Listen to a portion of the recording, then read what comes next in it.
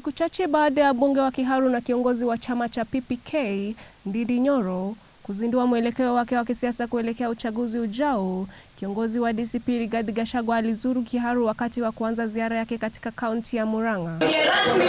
Gachagua alikuwa Murang'a kwa ajili ya kuzindua ofisi mpya za chama chake, ambapo alitoa kauli kuhusu kuanzishwa kwa vyama vipya katika eneo la Mlima Kenya.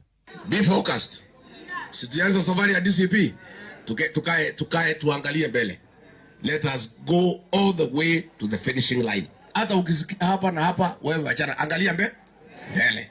Alafu iko watu ya kukuangalia nyuma, usindigwe kisu kwa mgongo.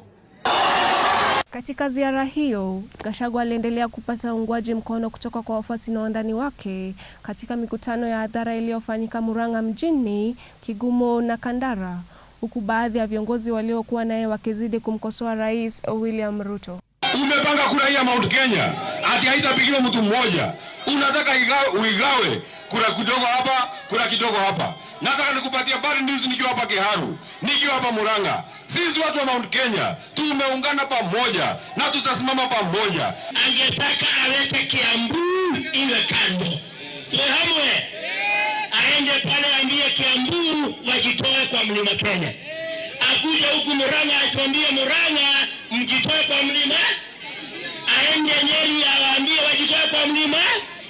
Hivyo atatumaliza. Viongozi hao pia walikosoa tume ya uwiano na utangamano wa kitaifa NCIC, wakidai kuwa inashughulikia visa vya uchochezi kwa upendeleo. Rigathi Gachagua kuji huko NCIC. Nyinyi NCIC ndio tunaalika siku ya Tuesday, mkuje wa Munyoro, mkuje muone Rigathi Gachagua.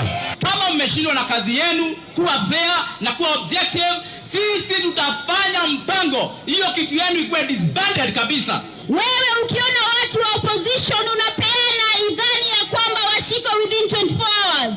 Kina Gladys Wanga na Kaluma wakipanga fujo kule Homa Bay unanyamaza. Leo hii, Gachagua anatarajiwa kuzuru eneo bunge la Emurua Dikir kwa mkutano ya hadhara, huku akidai kuwa kuna njama ya kuivuruga mkutano hiyo. Kotea runinga ya Sweko, jina langu ni Faith Otieno.